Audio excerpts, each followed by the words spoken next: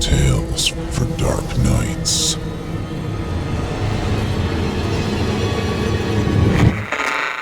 Want to make sure you never miss a Chilling Tales for Dark Nights video again? Be sure to subscribe and hit that bell to turn on notifications.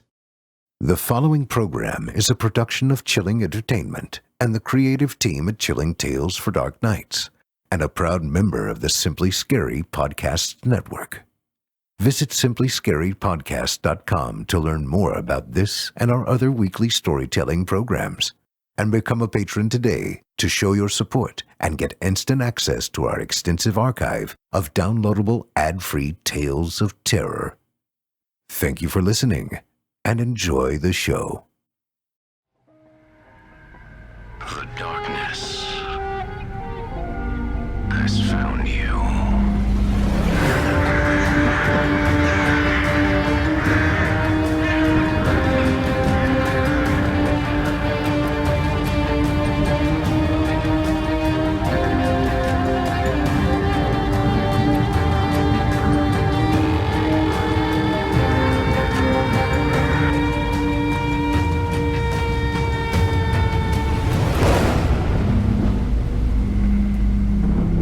It's only a story.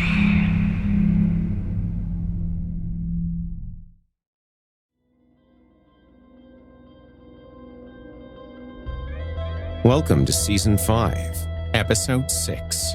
I'm your host, Jason Hill. And had I a heart, I would feel. Had I eyes, I would see. But as I have only a voice, I scream and scream and scream. Welcome back, Hillheads. That's right. I'm gonna make it stick. By God, I will make it stick. And be damned the fool who stands before the rising tide. Tonight's story comes from Horror Hill poet gory-et. Do you see what I did there? Do you see? Seras Nikita. And you can probably tell by my tone of voice that the fun and games have come to a miserable, contemptuous end. I spit on levity. Do you hear me, Kevin and Geoff? You'll find neither laughter, nor kindness, nor warmth in this house. We are as empty as a moonless night. By the way, you're listening to the standard edition of this program. If you'd like to show your death rot support and enjoy ad-free versions of this and all our other pain, blood, hate, hundreds of other tales from our audio archives of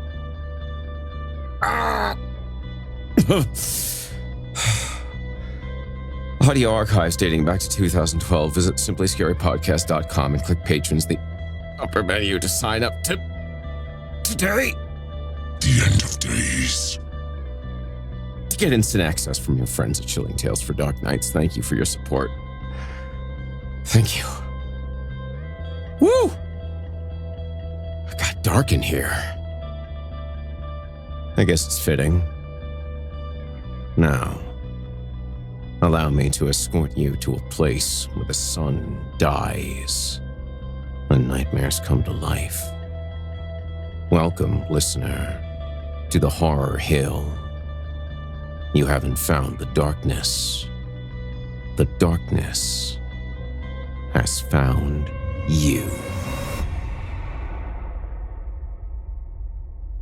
And now, without further ado, from author Seras Nikita, I give you Allison.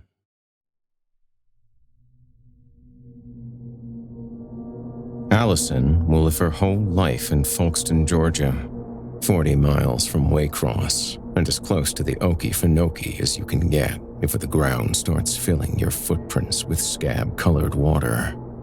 She will wake each morning to the thickness of the swamp sucked up into the air around her. She will eat dinners of fried fish and bowls of corn fried with onions. Twice, she will be hospitalized with blinding migraine headaches that are actually overdoses of aerosol insect repellent, ferried to her bloodstream via a bad habit of biting her nails and chewing the torn skin beneath them. Allison Crenshaw will live to be 19 years old. She will die without losing her virginity or understanding that she is schizophrenic. Up until the very end, Allison will never consider that anybody else's mind might not be exactly like hers.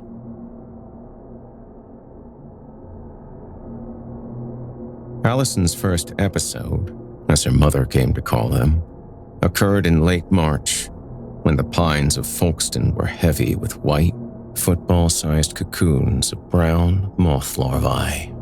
Allison had been 5 years old, breaking apart acorns in the screened-in porch of her babysitter's house when she smelled a smell that reminded her of the white collar her mother's cat wore to keep fleas away. Then, she looked to the sky and saw that the caterpillars were finally alive in there, squirming in and out of view, obscured by the gauzy white stuff they'd spun. Looking at those caterpillars, Allison suddenly felt something in her chest, something bright and hot stirring around. She stood, disoriented, and something bolted through her, knocking her to her knees, a feeling of rage like something she had never felt before. A feeling of disgust and terrible urgency that made her feel like a balloon had grown in her throat, and the only way to make it stop stretching her was to scream out and make it pop. Then she felt something else, some heavy and alien emotion that most people would describe as homesickness. For the first time, she was feeling things in her chest instead of just thinking them in her head. And she hated the feeling.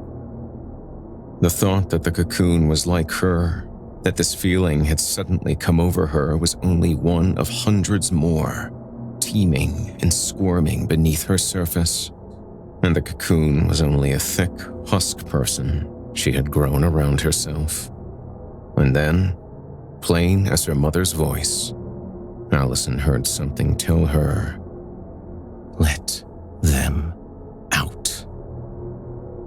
And she had crawled up into the tree, breathing hard through her mouth like a dog, and tore down 3 of the cocoons and broke them open and sat on the porch with them, pulling out the unborn, still soft caterpillars and crushing them, one by one, between her small thumb and forefinger, making little brown and yellow piles with their corpses.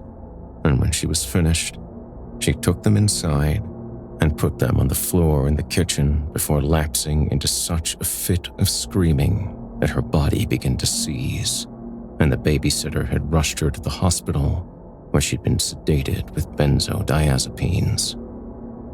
Anne Crenshaw, skeptical of the bland diagnosis that her daughter had suffered an anxiety attack, fleetingly wondered if her Allison might be possessed.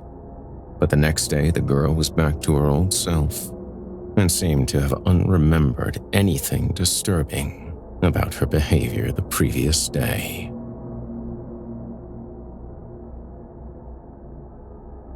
Allison was a fast learner. As young as kindergarten, she came to realize that adults seemed repulsed by her. Allison found herself denied things that other children received: juice boxes, pillow cots, and extra minutes of bathroom time. Eyes narrowed when they fell upon her. Hands and bosoms were used for stern purposes rather than comforting ones. An unwavering child disturbs grown people. This was Allison's first lesson in adaptation and hiding the broken cogs inside her. She began to observe carefully the reactions of other children around her. She learned that a loud voice and a pointed finger meant she should sob. Drawn syllables and voices that spiked high at the end meant she should clap delightedly. When 3 or more classmates tittered their voices in laughter, so did she. In some sense, Allison has spent every waking moment developing and revising this mimicry. In her most private thoughts, she believes that her intelligence enables her to function without a soul.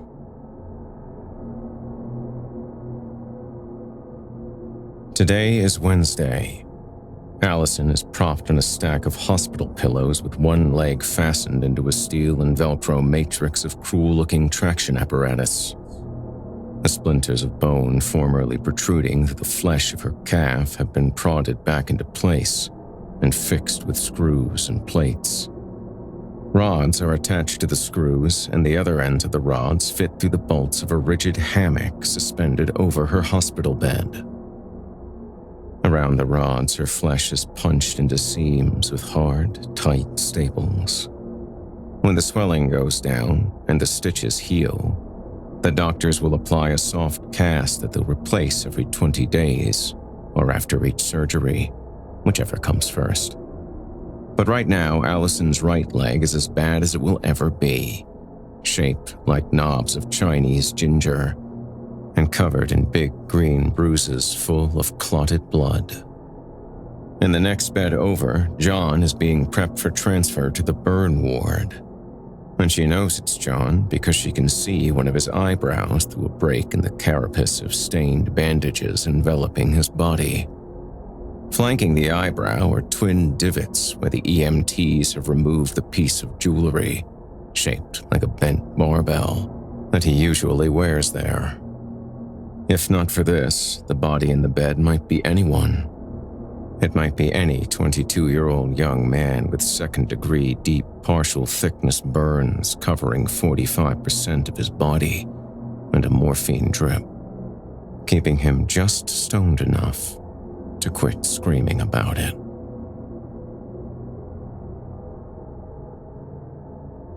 Today is Wednesday. Allison's childhood passed with only one more episode.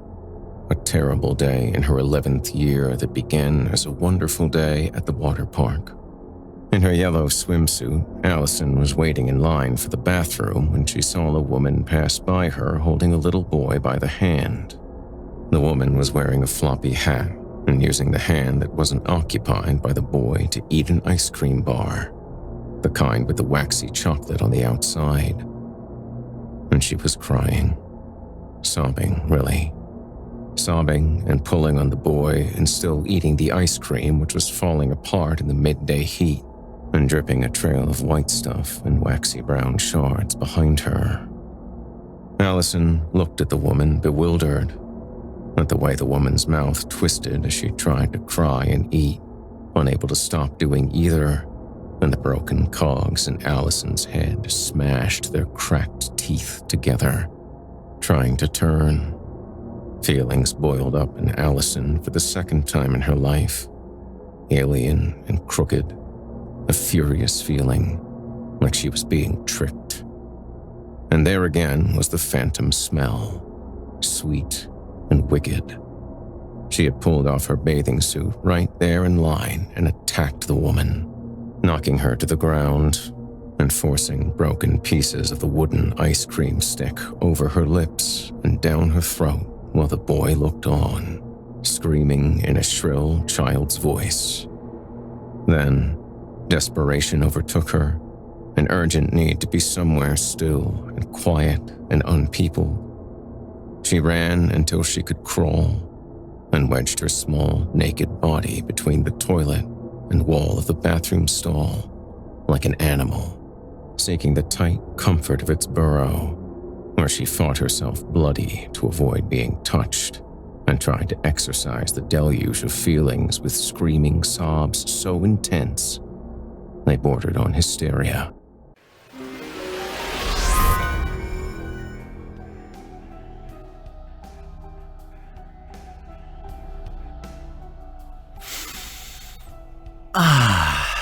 The beginning of November. Such a magical time. For my stomach, anyway. The first of the month is a time for sales. However, I've learned that if you hold out just a little bit, the rewards are greater. See, on November 1st, all of the Halloween candy is 25% off, 50% if you're lucky. But November 3rd, that's the day everything's 75% off. All of the candy in its shiny packages, just ripe for the picking. I know what you're thinking, but I don't have kids to steal or sneak candy from, okay? So cut me some slack. I want to tell you a tale of a Halloween after season of the past. Last year's, in fact. So, it's the 3rd, right? I wake up with one hell of a sweet tooth, count my blessings, put my shoes on, and head out the door. I load my cart up with candy as the smile on my face grows ever wider. They had some primo stuff this year. Chocolate, gummies, bubblegum, you name it. I get to the counter and unload my cart, placing each item down with the flair of victory as I make a mental plan of attack of which to eat first. I'm so caught up in my food fantasy that I almost don't hear the cashier say the words, "Your card was declined." Despite my adamant but polite protestations, the end result was still the same. I step out of line, narrowly dodging the annoyed stares of the shoppers behind me, pull out my phone, and check my bank, only to see that a financial discrepancy caused my funds to get eaten up by overdraft fees. $33 a pop on one charge that was over by a mere 85 cents. This year, I switched to Chime to avoid those unpleasant surprises. Because when your online checking account balance is running low, the last thing you need is a $33 overdraft fee. Besides, they've gotten way out of hand. In 2019, traditional banks took $11 billion in overdraft fees. Chime does things differently. Let me explain. Chime is an award-winning app and debit card that has saved its members more than $10 billion in overdraft fees with SpotMe fee-free overdraft. Eligible members can overdraft up to $200 on debit card purchases and cash withdrawals with absolutely no fees. Now, you deserve to have financial peace of mind, especially at this time of year. Join the millions of Americans, including me, who are already loving Chime. Sign up takes only 2 minutes and doesn't affect your credit score. So what are you waiting for? Get started today at chime.com/horrorhill. That's chime.com/HORRORHILL. I'll see you in the candy aisle. Banking services provided by and debit card issued by the Bancorp Bank or Stride Bank, N.A., members FDIC. SpotMe eligibility requirements apply. Overdraft only applies to debit card purchases and cash withdrawals. Limits start at $20 and may be increased up to $200 by Chime. Chime member overdraft fee savings based on eligible members' use of SpotMe versus $33 average overdraft fee. Overdraft fee data based on bank rate checking account survey and CRL June 2020 overdraft fees report.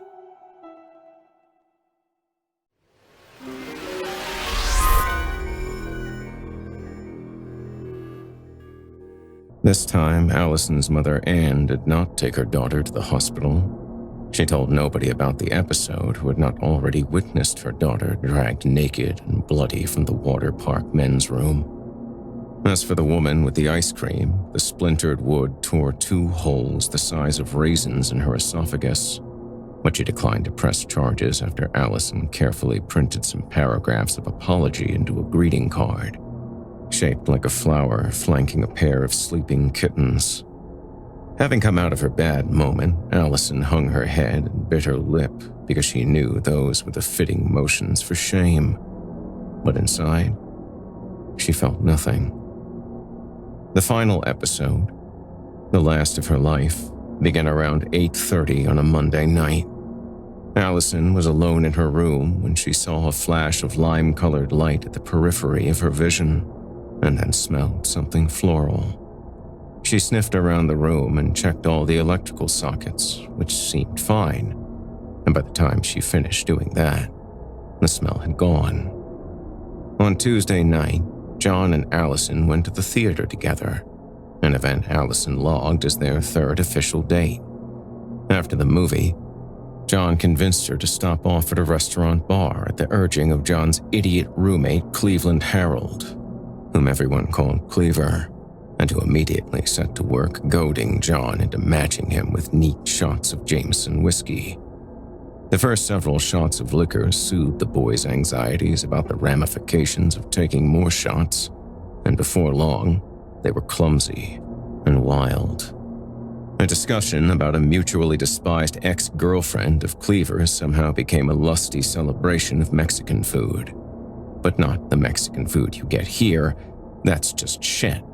But real Mexican food, like they ate that night in Tijuana at the place with the chickens and the fence. Allison waved away a third cocktail. She observed how the bartender's eyebrows behaved and passed judgment on people based on their posture. Allison watched a cluster of women exclaim over some photo on a cell phone, noticing that the more attractive the woman, the more at ease her arms seemed to be. Allison relaxed her shoulders. Presently, Cleaver went outside to smoke, and when he did, John pushed his face close to Allison's and lapsed into a glassy-eyed insistathon, telling her she looked beautiful tonight, cooing over her hair and hands and, in a burst of devil-may-care optimism, her breasts. She considered the pros and cons of sleeping with him and decided against it. She pushed him away when he was too drunk to be offended. She told him to keep his hands to himself, and he laughed. He poked a cigarette between his lips and tried to light it from the wrong end, and Allison didn't help him because she had ceased to feel any responsibility over his feelings. Allison, soberest by far, was ferrying the three of them home in John's blue 1993 Tacoma when the smell came to her again, 1,000 times more strongly, and for the first time she was able to associate it with something she'd smelt before. A high, blunt stench, like plumbing fluid and gardenia, that brought back memories of a sweet-smelling poison her father would pipe through the sprinkler hose to rid their front lawn of mole crickets and fire ants. Black plastic boxes of poison plugged into the necks of sprinkler heads like latched ticks. Allison turned to John, half-lidded, propped between herself and Cleaver. "Smell that?" "Hey," she elbowed him in the lap. "Hey, you smell that?" Smell nothing," John replied thickly, head bobbling on his neck in agreement with the bouncing of the pickup. Cleaver had got the window seat so he could ash his Marlboro Mild into the rushing night air. This afforded John the middle seat, and more chances to insinuate his hand into the crease between Allison's thighs. John smiled, eyes fixed on some imaginary drama playing out in soft focus a few inches from his nose. Stop. What's gonna make me, The sloppy opera of his fingers reached an apex as he thrust his thick fingers into the groove of her jeans, forcefully and without finesse, as one might wrench a bent spoon from a jammed garbage disposal. His other hand slipped between her wranglers and the small of her back, past the seam of her panty, until she could feel his dry unwelcomeness finding entry into her anus. Cleaver heaved in the window seat and dropped his cigarette onto the floor mat, where it sizzled briefly before being extinguished by vomit. You gonna say you ain't that kind of girl? Well, you're gonna be tonight. I'm gonna make a silver dollar out of a dime with your asshole tonight. Stop it. Allison grabbed John's hand, but before she could throw it back at him, the metallic poison smell intensified, filling the small space of the truck's cab, overwhelming her. If the smell in her dorm room had been a whiff of mole cricket poison dissolved in sprinkler water, This was the feeling of drowning in the stuff, of being scalded to death in a poison-flooded burrow. Allison's eyes bulged and she sucked in air. She hacked with all the force of her lungs and let go of the wheel, just for the smallest of seconds, as she pushed all the air out of her in a violent, choking wheeze. And then, a child with no eyes stepped directly into the wash of her headlights. Light flooded into empty sockets, apricot-sized cavities grown over with flesh, perfectly smooth, as if eyes had ever meant to be there. Behind the wheel of the Tacoma, time slowed down. Allison felt her palms close around the emergency brake. The child's face whipped in the direction of impact.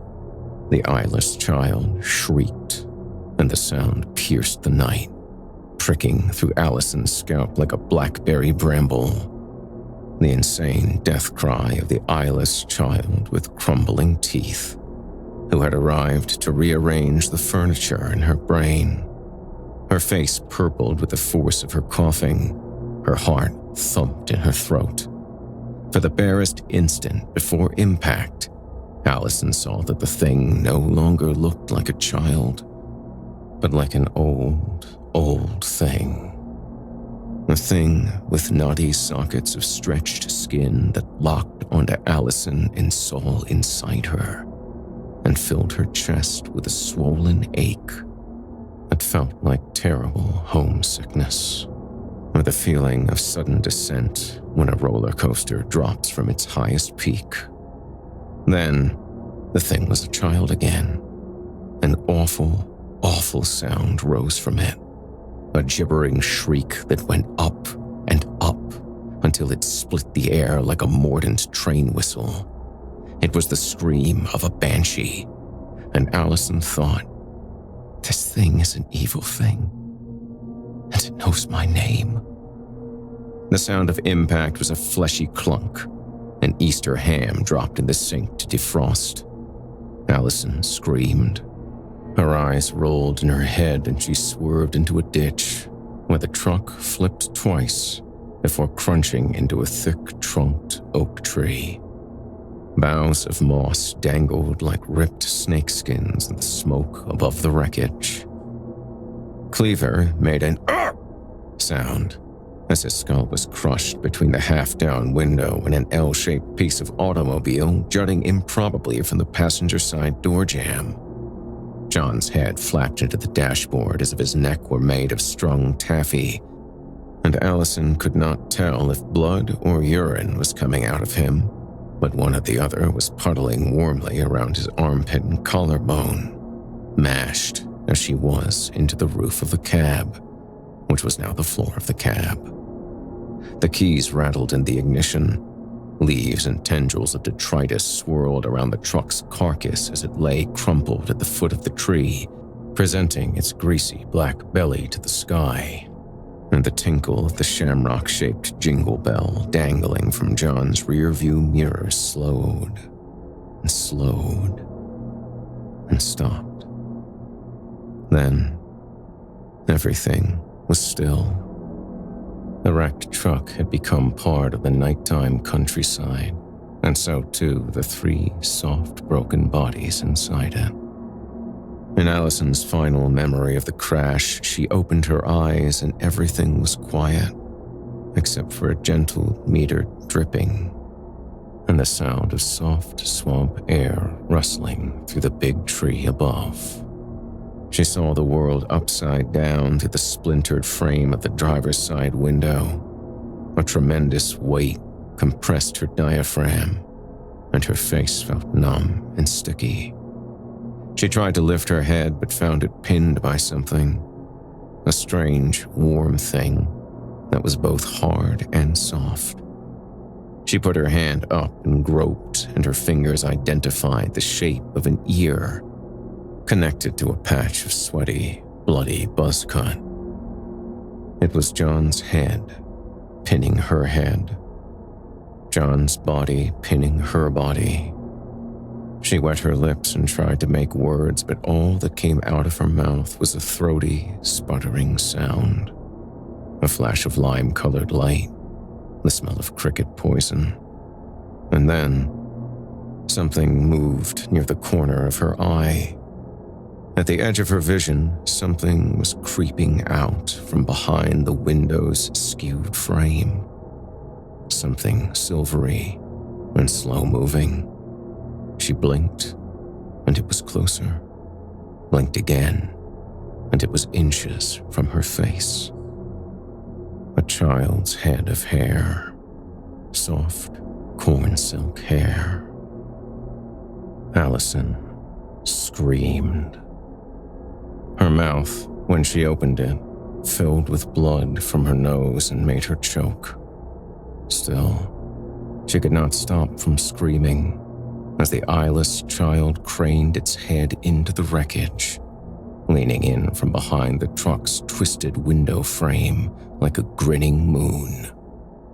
And then unhinged itself to crawl into the wreckage of Allison's mind, which had likewise become unhinged. It knows my name.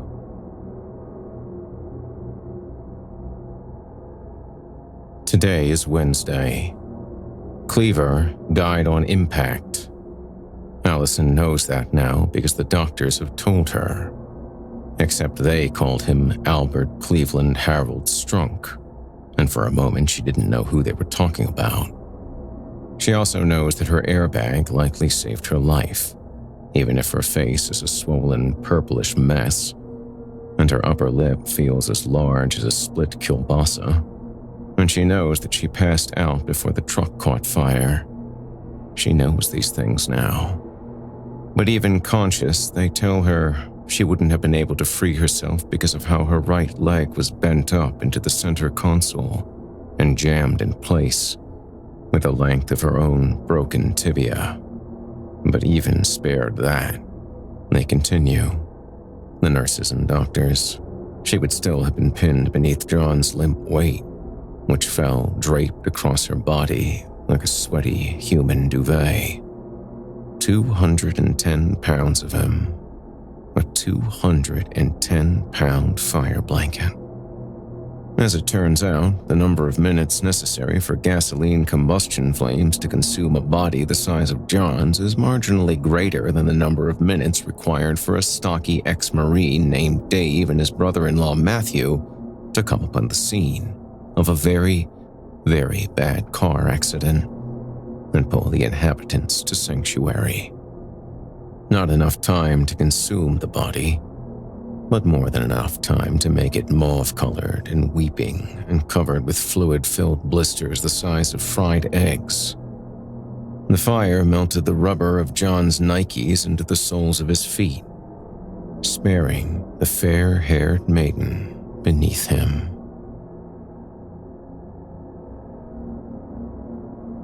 Today is Wednesday.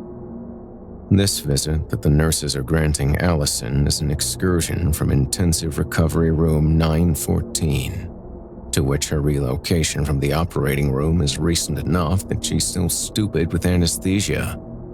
The nurses keep reminding Allison that such a visit is very much against hospital rules, as if they've been weakened by her mewling and unending petitions.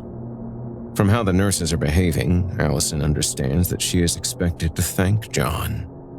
She is expected to demand to thank him for shielding her from the flames and sparing her flesh by the sacrifice of his poor, selfless body. She thinks maybe she is expected to weep over him, or to burst out with some display of gratitude or bewilderment, or even explode into sudden internal wrath at the injustice of it all. That the nurses are affording her this indulgence now, in the freshest aftermath of their shared hell, is a fact Allison takes to imply that John is extremely unlikely to survive. The thought does make her feel something in her chest, but it might be a broken rib. Although Allison is 100% certain that John's act of self-sacrifice was more a testament to his blood alcohol level than his belief in martyrdom, Allison's logarithmic judgment tells her to play along. She calls up just enough tears to brighten her eyes. She whispers some nonsense words and reaches through the bed rail, but isn't permitted to touch him because the risk of infection is terribly high when you're missing most of your skin. Allison sits with him, doing these things until John's breath quickens beneath the bandages, and he begins to whimper, at which point the nurses separate the two beds in order to calm John with another jolt of morphine.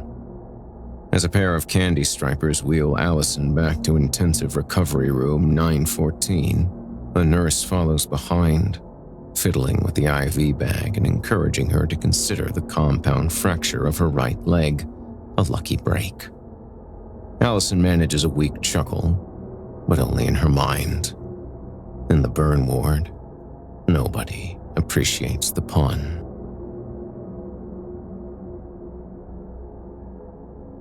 Today is Wednesday. There is an article in the paper about the accident. A nurse brings Allison a copy and holds it up so she can see the headline through her crusty, slit-swollen eyes. There is a black and white picture of Cleaver. It's a yearbook photo, 5 years younger, and his hair is shaped into crunchy, comma-shaped spikes that have been bleached at the tips. The spot reads, "Students in deadly collision," and smaller letters underneath, 22-year-old hero shields girl from flames. Condition remains critical. In a color photo, Dave, the stocky Marine, is standing next to the charbroiled Tacoma, its black burnt remains crusty with leftover oxygen-eating foam. Dave is smiling, one boot planted on the burnt Tacoma. He looks like a hunter standing over his kill. He is smiling, and Allison can see wet, spade-shaped teeth that make her think of cantaloupe seeds.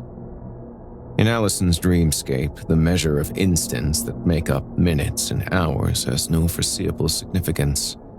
For a long while, she has tethered herself to reality with a long, thin string. Now, her mind is wandering. She dreams of the child, its moon-shaped face, and an eyeless horror that comes towards her out of the dark, smiling, plucking apart knots with long, thin fingers.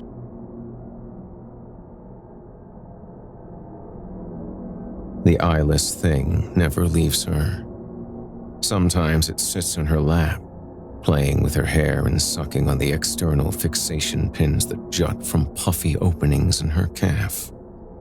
But most often the thing has taken to tucking itself into a corner of the ceiling, like a blind house spider. It grins and whispers things as she swallows her antibiotics and scrapes up green spoonfuls of Cisco gelatin dessert, and lets the beeping of the various monitors lull her into blissful morphine doses. The things says things that don't make sense to Allison, but making sense of things isn't on her priority list right now, and she doesn't think about it much. They must understand that you've purchased this township fair and square, is one thing that it whispers. It also says things like, Jemima used to love corn on the cob, and to incapacitate a witch, you must impale it by the cunt. Even though Allison has never known any witches or anyone named Jemima except the black lady with the bouffon on the squeezable bottle of pancake syrup, sometimes the eyeless thing sings soft, sweet songs about animals going to heaven, and sometimes it talks about John.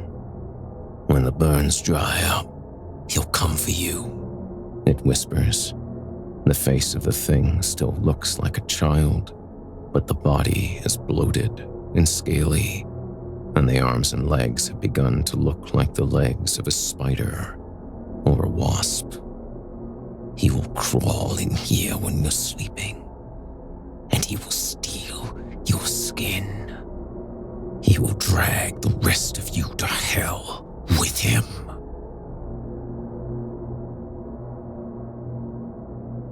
After the hero story runs in the paper, the nurses start reading Allison's letters from well-wishers and congratulators that are arriving for John.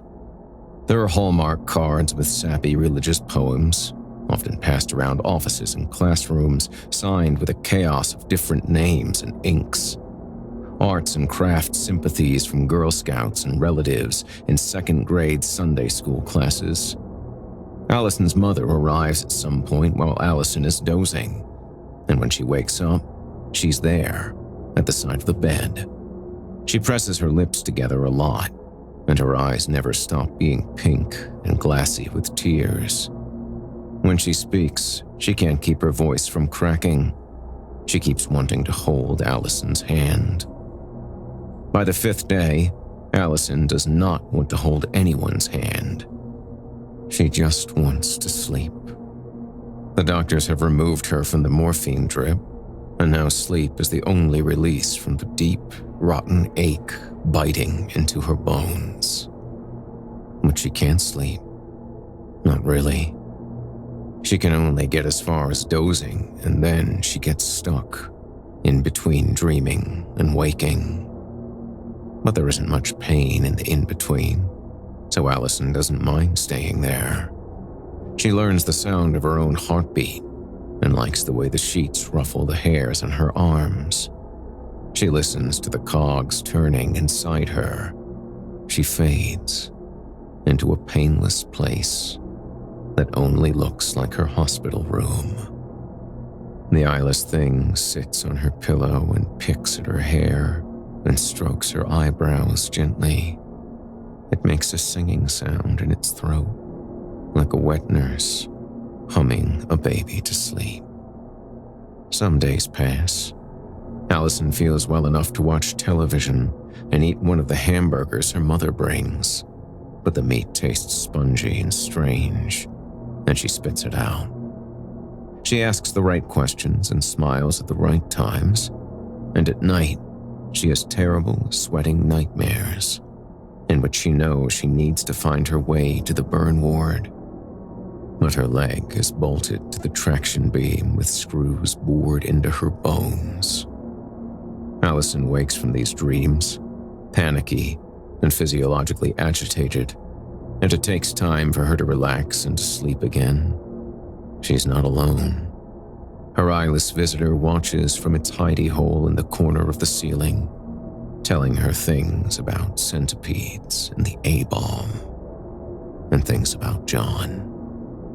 Eventually, Allison notices that the thing doesn't speak words any longer, only sounds. Laughing and squishing sounds. In the dimmest corner of intensive care room 914, Allison can see the thing grinning and pulsing. She can see that it's begun to spin a cocoon around itself.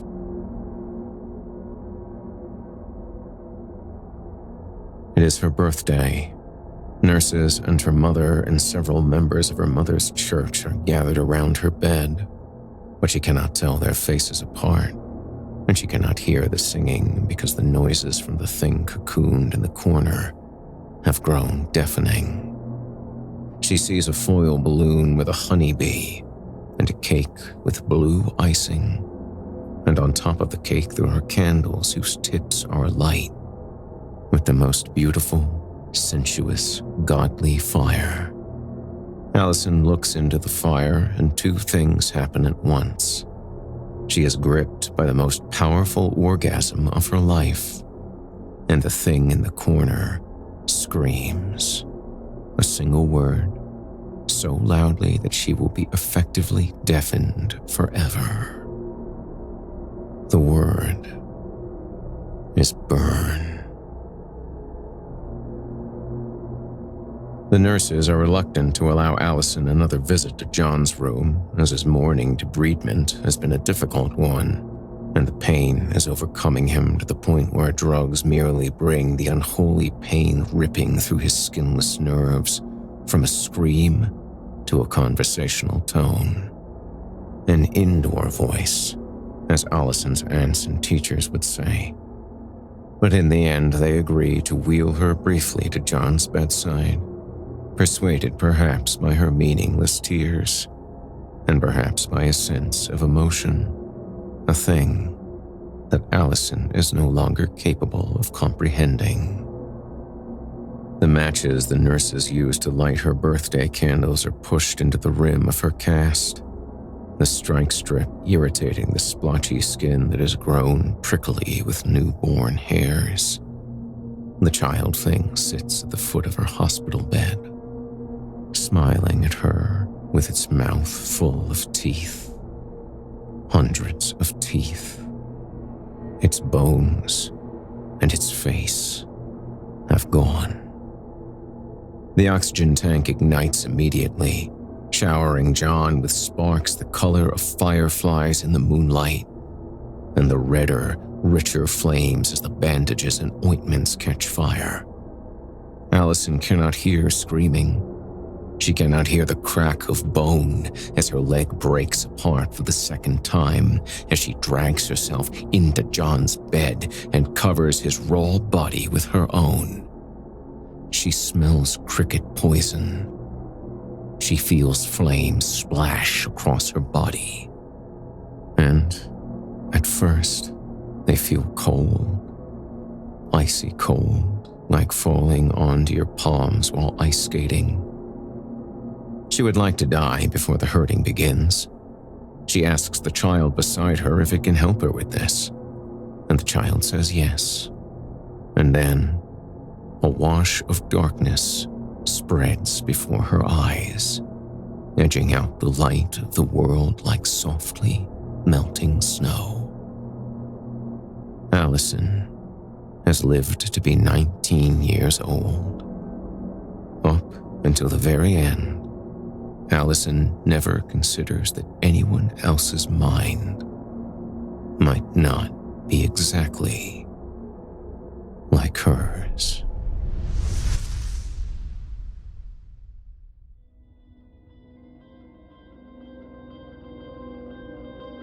Allison was written by and brought to you courtesy of Seras Nikita. Seras is a writer of horror and science fiction short stories and novels, many of which are set in the American South. Her writing combines all the best and most gruesome elements of folk and body horror, which is why she always has a place on the Horror Hill. If you enjoyed what you've heard on today's program, please take a moment to stop by our iTunes page or wherever else you listen to your favorite podcasts and leave us a 5-star review and a kind word. It makes a huge difference and would mean a lot to me.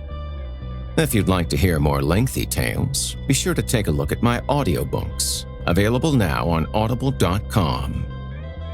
If you'd like to hear a premium, ad-free edition of tonight's and all our other episodes, visit simplyscarypodcast.com today and click the Patrons link in the menu at the top of the screen. You'll find yourself at chillingtalesfordarknights.com, where you can become a patron for as little as $5 per month and get access to our entire audio archive dating back to 2012, including past episodes of this program, all of our other shows, and hundreds of standalone releases, all of them ad-free and available to download or stream. If you happen to use Facebook, Twitter, Instagram, or YouTube, you can follow and subscribe to Chilling Tales for Dark Nights there, where you'll get all of our latest updates and new releases and have the chance to interact with us each and every week. You'll find me personally on Facebook, Twitter, and Instagram as well. Until next week, listener, when we meet up once again atop the Horror Hill for yet another Dance with Darkness, I bid you good night. Sleep tight, listener, and whatever you do, if you hear scratching at your door, don't open it. The darkness may have found you, but it's up to you to let it in.